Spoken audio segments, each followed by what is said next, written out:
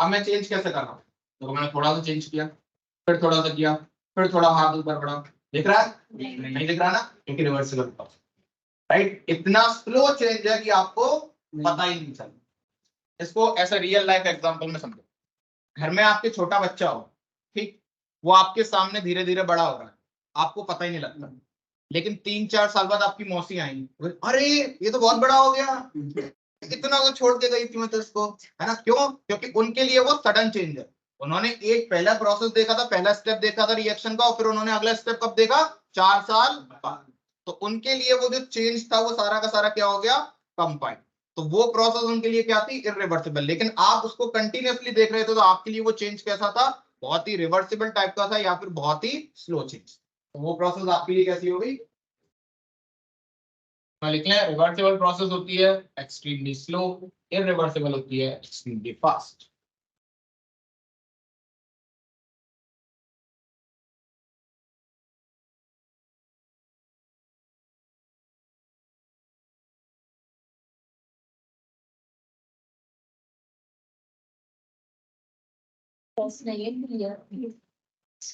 T tends to infinity, infinite time तक। तो जैसे सपोज मेरे पास एक प्रोसेस है A और एक प्रोसेस है B, ये हो जाती है 10 स्टेप में कंप्लीट, और ये होती है 1000 स्टेप्स में कंप्लीट। बताओ कौन सी रिवर्सिबल है और कौन सी इरिवर्सिबल? ये रिवर्सिबल और ये इरिवर्सिबल। कोई भी रिवर्सिबल हो सकती है और कोई भी इरिवर्सिबल, हम डिसाइड नहीं कर सकते। हो सकता है ये जो 1000 स्टेप्स हैं ये बहुत जल्दी हो जाए, हो सकता है ये 10 स्टेप सालों में भी ना हो, ठीक है? तो स्टेप्स डिसाइड नहीं करेंगे कि कौन सी प्रोसेस क्या, कौन डिसाइड करेगा?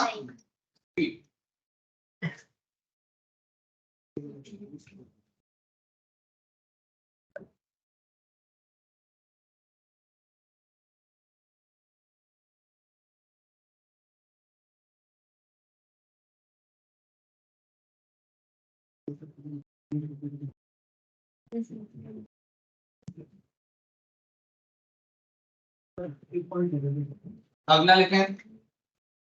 अब चूंकि प्रोसेस बहुत स्लो है, तो आपको ऐसा लग रहा है कि प्रोसेस बढ़ी ही नहीं, और बढ़ी नहीं, तो इसका मतलब क्या है कि जो अगला स्टेप है, यानी कि सेकंड स्टेप और फर्स्ट स्टेप लगभग लगभग क्या थे? सेम। तो ऐसा लग रहा था कि प्रोसेस हमेशा क्या है? Equilibrium.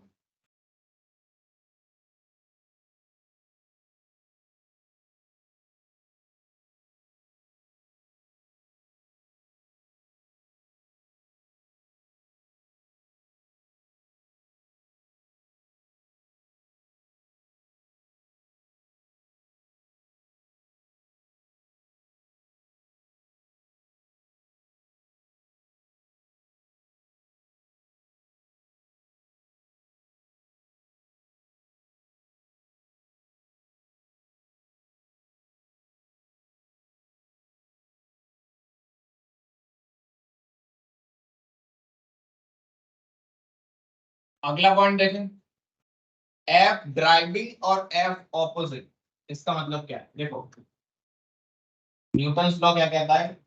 Every action has a equal and opposite reaction. तो अब जैसे सपोज पिस्टन है, ठीक है, पिस्टन ऊपर की तरफ जा रही है, तो मतलब क्या है कि गैस का प्रेशर अंदर सिस्टम में ज्यादा होगा, बाहर का प्रेशर कम रहा होगा, तो अंदर से बाहर की ओर प्रेशर लग रहा होगा, इसलिए पिस्टन कहाँ जा रही है?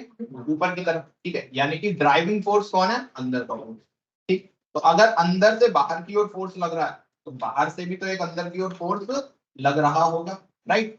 अगर अंदर का फोर्स बाहर से बहुत ज्यादा है, तो पिस्टन एकदम से ऊपर चली जाएगी, और बाहर से लगने वाला फोर्स और अंदर से लगने वाला फोर्स अगर दोनों लगभग लगभग बराबर है, तो क्या होगा?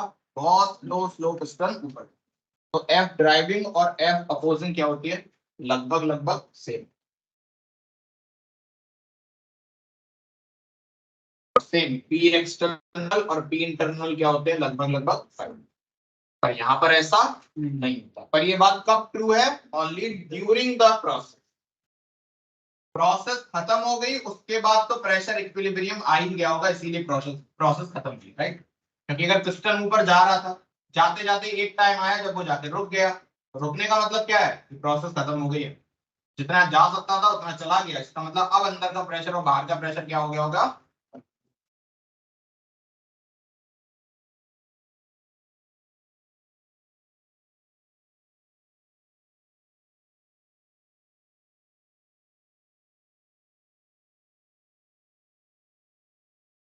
लिख लिया?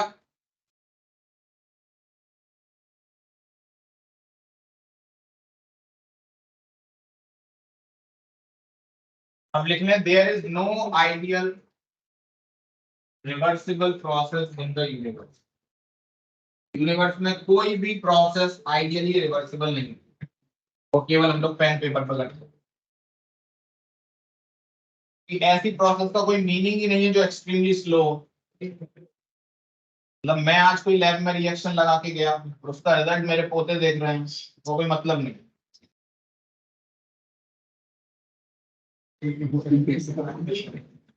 सिंपल सी बात है।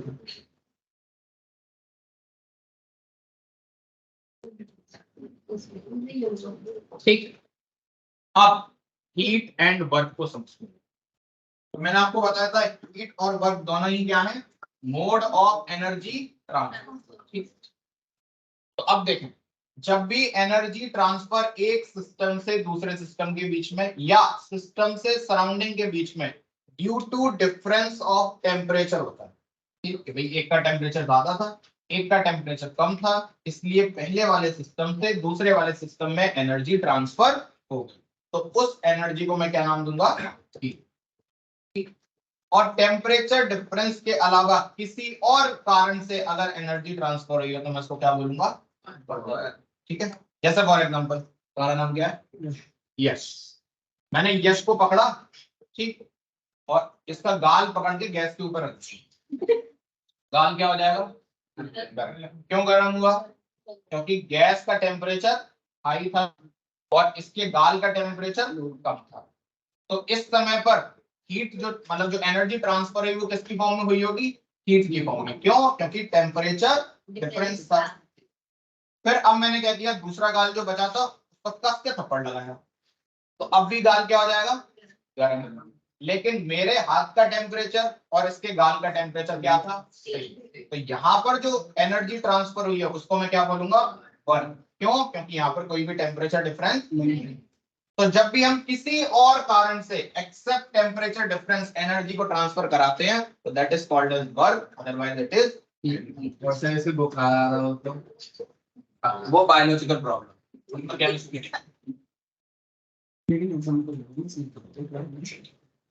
बच्चे से समझा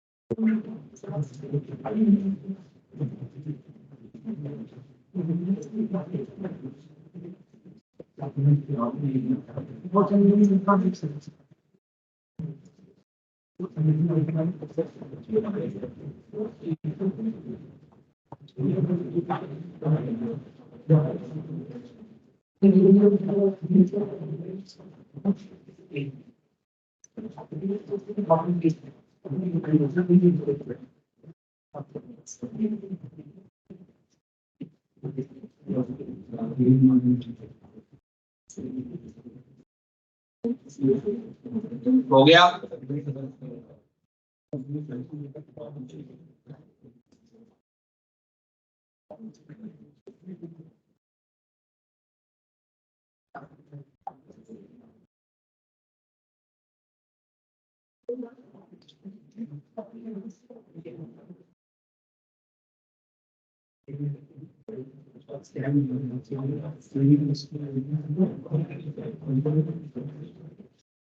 चल क्वेश्चन करें।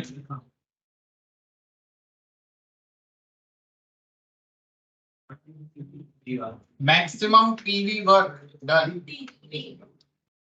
क्यों, क्योंकि सबसे ज्यादा ठीक, चलिए अब हेडिंग लगाएं साइन कन्वेंशन। साइन कन्वेंशन, अब हीट कब पॉजिटिव होगी कब नेगेटिव, वर्क कब पॉजिटिव होगा और कब positive। तो जब भी हीट सिस्टम से लॉस होगी तो it will taken as negative, जब भी हीट सिस्टम को मिलेगी it is taken as positive, जब भी सिस्टम काम करेगा तो नेगेटिव, जब सिस्टम पे काम होगा तो फिजिक्स से उल्टा चलता है ये।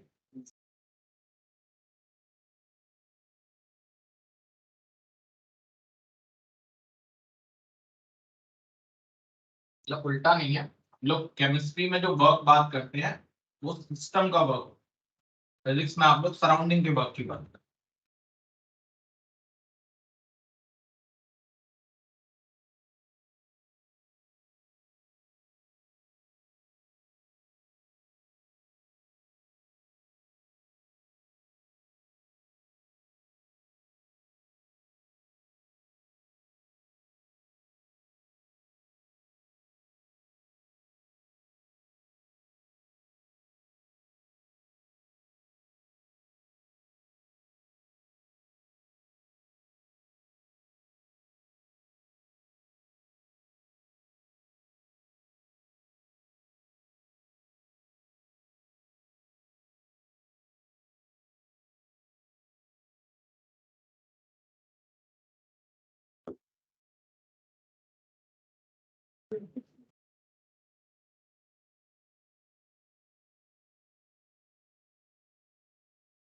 चल अब हेडिंग लगाएं internal energy and total energy of the system.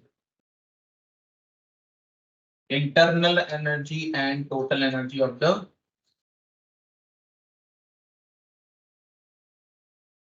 इसमें लिखें,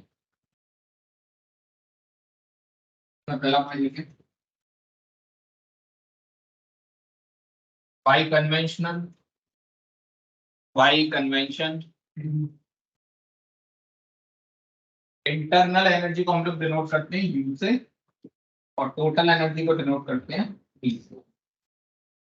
by convention U is equal to e. हम अपने सिलेबस में अपनी नीट के सिलेबस में U और E को क्या मानते हैं इससे।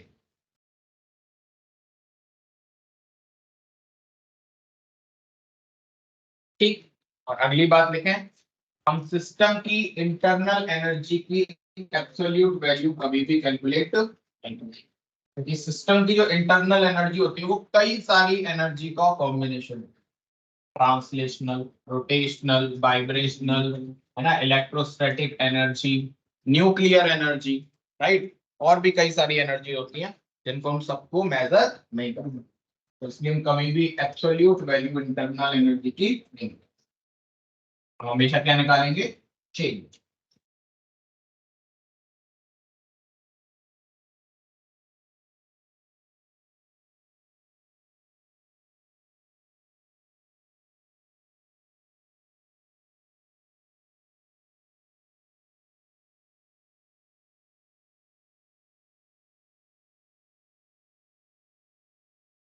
ठीक है, चले आगे।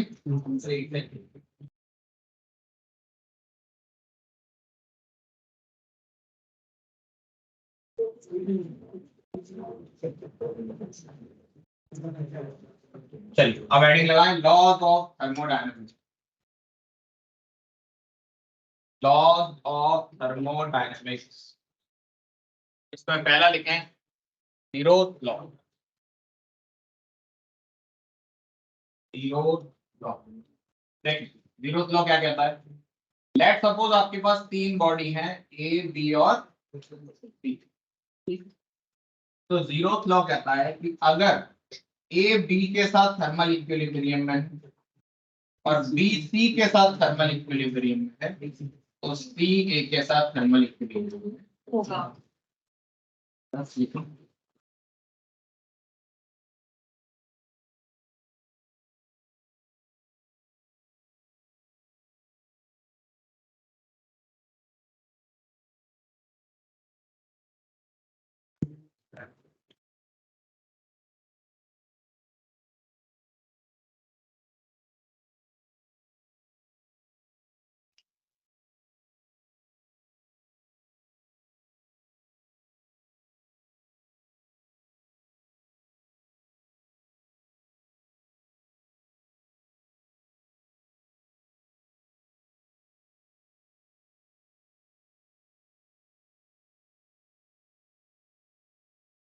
क्लियरिटी बनाए फर्स्ट लॉ इसी को हम लोग बोलते हैं energy conservation law. First law या एनर्जी कंजर्वेशन, इसमें लिख लें डेल्टा यू बराबर क्यू प्लस डेल्टा यू बराबर क्यू प्लस।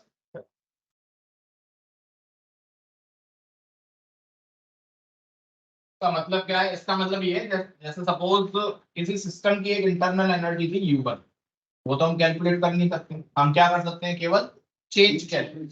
चेंज कैसे आया होगा? केवल दो फॉर्म में आ सकता है, या तो उसने हीट ली हो या हीट दी हो, या वर्क करा हो या वर्क करवाया हो अपने ऊपर। तो जो भी चेंज आएगा वो Q और W की फॉर्म में आएगा। तो जितना भी चेंज होगा वो किसके बराबर होगा? Q plus W। क्वेश्चन कर लीजिए। क्वेश्चन कह रहा है एक सिस्टम 100 जूल का वर्क करता है सराउंडिंग पर, और सराउंडिंग से 150 जूल एनर्जी एब्सॉर्ब कर लेता है। डेल्टा यू, डेल्टा यू बराबर क्यू प्लस डब्ल्यू। क्यू कितना है? 150। और डब्ल्यू कितना है? माइनस। क्यों? क्योंकि वर्क डन बाई, इसलिए माइनस नहीं। तो डेल्टा यू कितना आ गया? 50।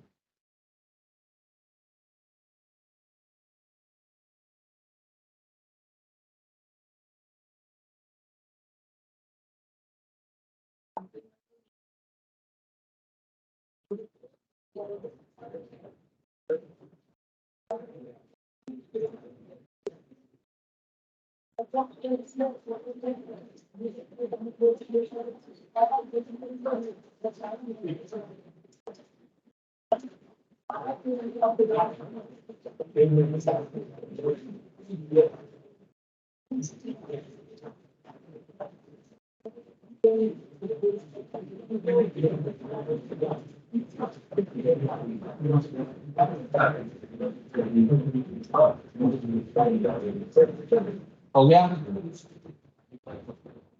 आगे बढ़ते हैं। एक और स्टेटमेंट फर्स्ट लॉ।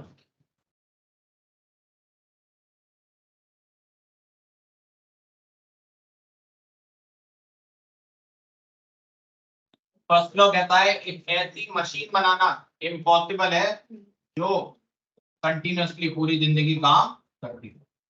तो अगर कोई मशीन है वो काम कर रही है तो उसकी एनर्जी लूज होगी, कभी ना कभी तो वो बंद हो जाएगी।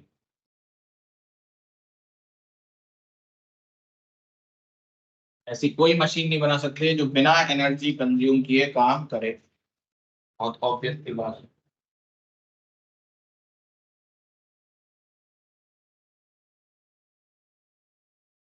खड़े हो जाओ, आगे आओ।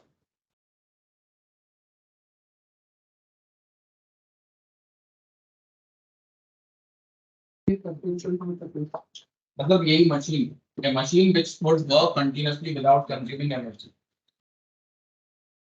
ऐसी मशीन को परपेचुअल मशीन कहते हैं।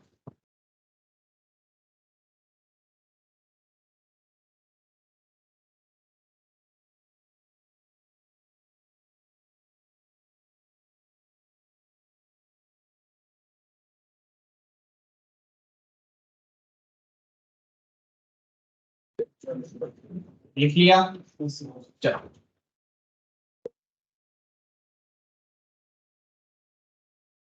ठीक। अब बड़े ध्यान से एक चीज समझ, थोड़ी सी मैथमेटिक्स समझते हैं फिर उसके बाद हम लोग वापस आएंगे। ऐसा सपोज अगर मेरे पास लिखा हुआ है A is a function of B and C, A is a function of B and C, इसका मतलब क्या है? ए की वैल्यू बी पे भी डिपेंड कर रही है और सी पे भी डिपेंड कर रही है। इसका मैथमेटिकल मतलब ये। तो मैं इसको और कैसे लिख सकता हूँ? ध्यान से देखता हूँ। ये बराबर del A over del B, del समझते हो? Partial differentiation. तो डी ए की वैल्यू किसके बराबर होगी? ए का डिफरेंशिएशन सबसे पहले बी के रेस्पेक्ट में कर दो, ई को कांस्टेंट मानते हुए, और इनटू प्लस एक बार ए का डिफरेंशिएशन ई के रेस्पेक्ट में कर दो, इसको कांस्टेंट मानकर बी को इनटू आप इसको इस तरीके से मैथमेटिक्स में लिख सकते हैं। ठीक, लिखिए। अभी 4-5 बार लिखेंगे, आपको समझ आएगा। हाँ सही लिखा हुआ है।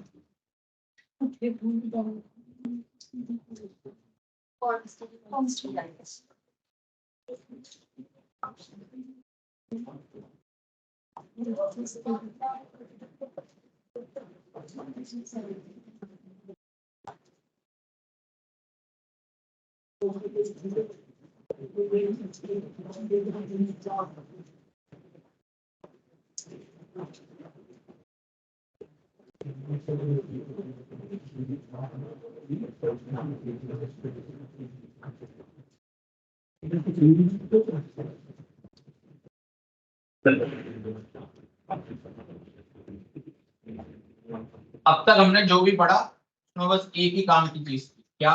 डेल्टा यू बराबर क्यू प्लस, बाकी कुछ भी हमारे काम का नहीं। लेकिन अब जो पढ़ा रहा हूँ आपसे, आपकी जो भी चीजें मैं पढ़ाऊंगा उससे डायरेक्टली न्यूमेरिकल्स रिलेट। ठीक है, तो आप बड़े ध्यान से चीजों को समझिएगा। पहली चीज समझ में आ गई? ठीक। और टफ टफ न्यूमेरिकल आप लोग बड़े आराम से बना दोगे अगर आपको ये सारी चीजें समझ में। ठीक, अभी आज हम क्वेश्चन भी करेंगे। इतना क्लियर है? ठीक। तो अब मैं आपको एक चीज रटवा रहा हूं, क्या? कि internal energy is a function of temperature and. तो इसका मतलब क्या है? इसका मतलब है कि किसी भी सिस्टम की इंटरनल एनर्जी टेम्परेचर चेंज करने से भी चेंज हो जाएगी और वॉल्यूम चेंज करने से भी चेंज हो जाएगी। क्यों? क्योंकि इंटरनल एनर्जी टेम्परेचर पे भी डिपेंड करती है। और ठीक है, तो मैं इसका वो कैसे लिखूंगा?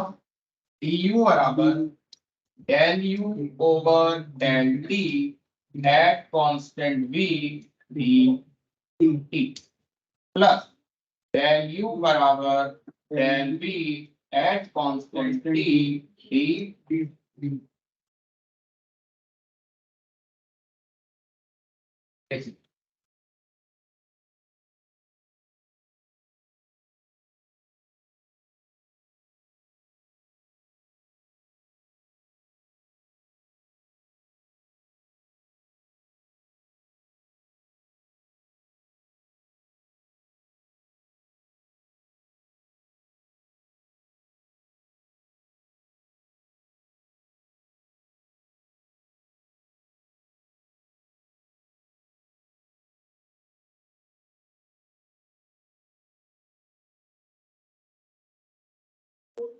Clear? u is a function of temperature and volume. अगला पॉइंट लिखें, फॉर आइडियल गैस। अब जिस जिस फॉर्मूले में जो जो फिल्टर लगवाऊं वो फिल्टर आपको याद होने चाहिए, यानी कि वो फॉर्मूला तभी वैलिड है जब ऐसी ऐसी कंडीशन आए। थर्मोटफ इसलिए है क्योंकि हम फॉर्मूले तो रट लेते हैं, एनसीईआरटी में फॉर्मूले तो लिखे हैं, लोग फॉर्मूले तो याद कराते हैं, लेकिन उनकी कंडीशन नहीं पता उनको कि वो फॉर्मूला कब लगेगा। इसलिए फॉर्मूले तो बहुत सारे इकट्ठे हो जाते हैं, लेकिन ये नहीं समझ में आता कि कौन से क्वेश्चन में कौन सा फॉर्मूला। तो अब वो चीजें मैं लिख पा रहा हूँ। देखिए, फॉर आइडियल गैस, और ideal gas u is a function of temperature only. For ideal gas, u is a function of temperature only. यानी कि आइडियल गैस के लिए इंटरनल एनर्जी वॉल्यूम चेंज करने से चेंज नहीं होगी। क्या चेंज करने से होगी? केवल। तो क्या मैं लिख सकता हूं फॉर आइडियल गैस,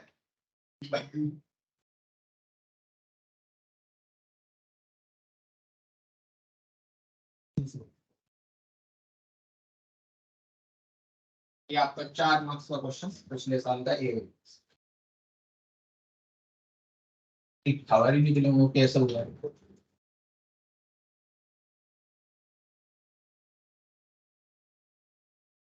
तो आइडियल गैस के लिए कौन, मतलब आइडियल गैस के लिए u is a function of temperature only, इसलिए ये फैक्टर क्या हो जाएगा? तो du की वैल्यू क्या आएगी? du की वैल्यू केवल आएगी,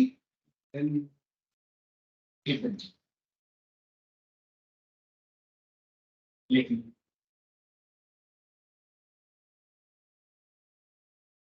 इसको पहचानते हुए क्या है du by dt eight constant v, क्या बोलते हैं इसको? आरएम नहीं है ना ये, ऐसा लग रहा है 11th में पढ़ा रहा हूँ।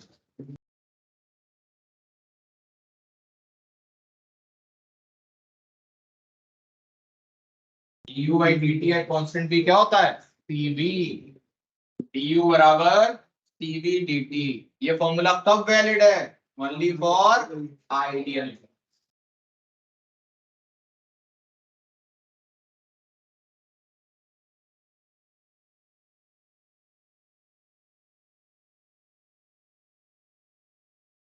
कैसे आया? क्योंकि cv की वैल्यू होती है du over dt at constant.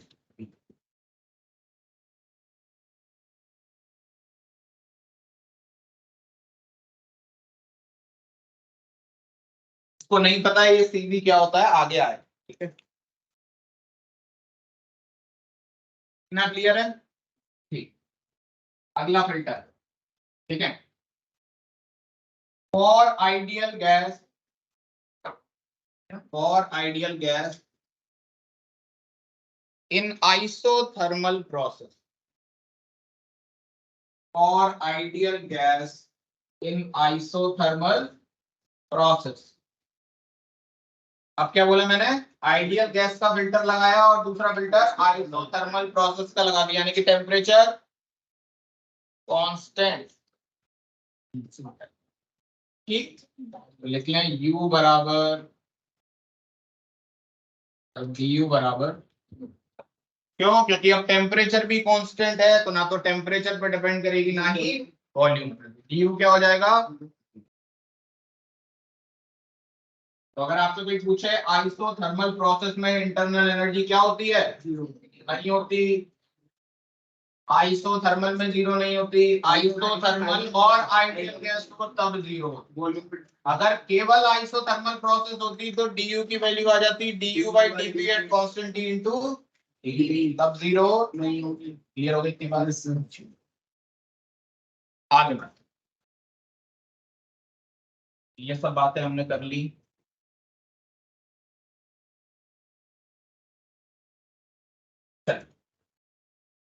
तो इफ du बराबर जीरो है तो मुझे पता है कि डेल u बराबर q प्लस डब्ल्यू, और अगर ये जीरो है तो q बराबर,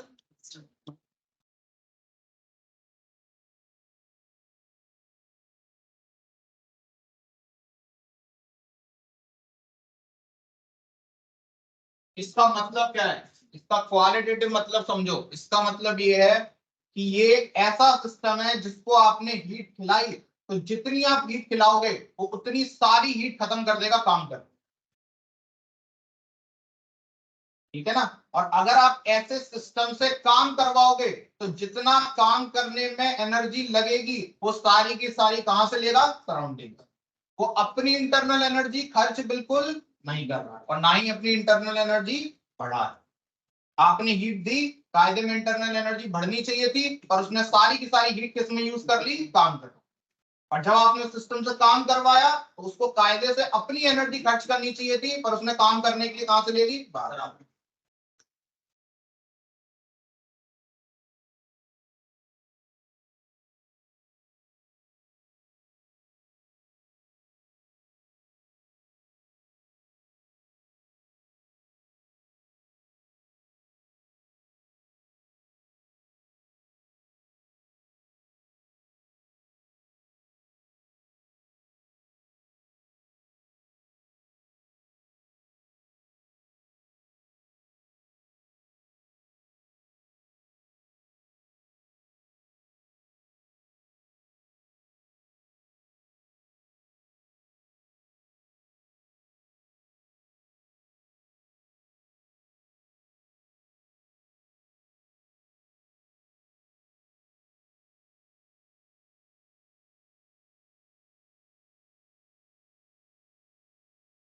हो गया?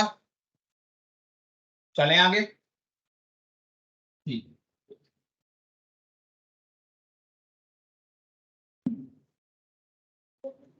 अब एक पॉइंट लिखें। जो मैंने अभी आपसे पूछा था कि अगर प्रोसेस आइसोथर्मल है तो इंटरनल एनर्जी क्या होगी, अपनी चीख क्यों जीरो, ऐसा कब होगा जब गैस आइडियल है। तो अगर डेल्टा टी जीरो यानी कि प्रोसेस अगर आइसोथर्मल है तो इंटरनल एनर्जी जीरो नहीं होगी। कब, अगर गैस कैसी हो गई, नॉन आइडियल। क्या, if there is a phase change, पानी वेपर में चेंज हो रहा है, आइस में चेंज हो रहा है, तो वहां पर इंटरनल एनर्जी जीरो नहीं। और कोई केमिकल रिएक्शन हो रही है तो भी इंटरनल एनर्जी जीरो नहीं।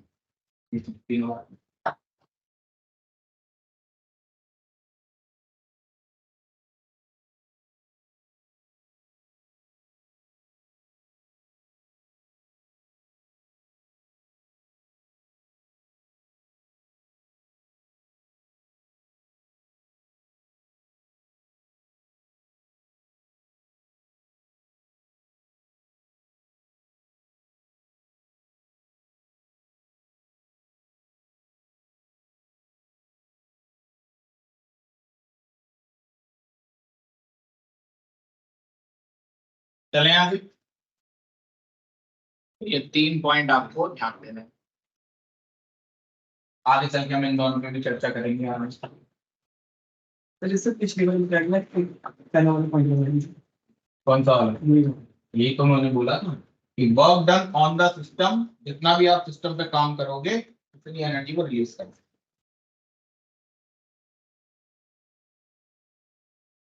क्या होता है ना, हीट रिलीज मतलब, वर्क डन मतलब, सही भी तो लिखा है, ठीक है। चल अब बात करते हैं ए डायबिटिक प्रोसेस, इसकी ए डायबिटिक प्रोसेस।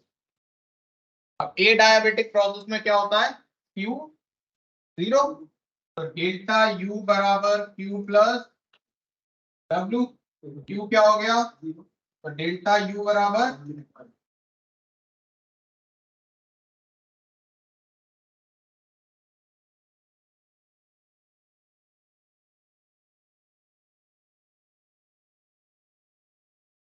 इसका मतलब क्या है, इसका मतलब ये है कि अगर प्रोसेस ए डायबिटिक है और आपने सिस्टम पर काम किया तो सिस्टम की इंटरनल एनर्जी बढ़ जाएगी। क्यों, क्योंकि अब आपने जितना भी काम किया वो उसको हीट में चेंज नहीं कर सकता, क्योंकि हीट क्या है, जीरो। तो जैसे ही आपने सिस्टम पर काम किया तो सिस्टम की इंटरनल एनर्जी क्या हो जाएगी, बढ़ जाएगी। और internal energy is a function of temperature, तो इसका मतलब सिस्टम का टेम्परेचर बढ़ जाएगा, यानी कि सिस्टम गर्म हो।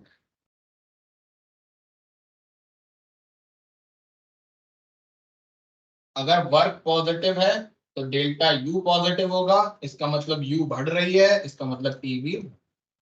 इसका उल्टा, अगर वर्क नेगेटिव है इसका मतलब टेम्परेचर भी कम होगा, यानी कि कूलिंग।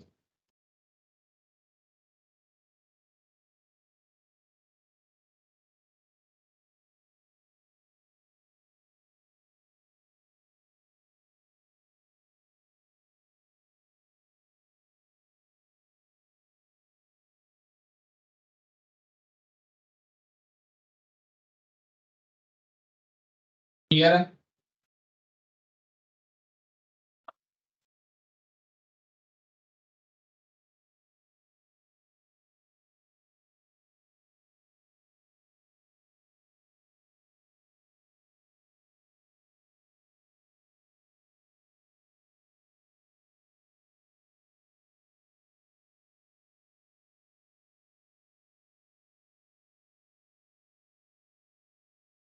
चल नीट 2022।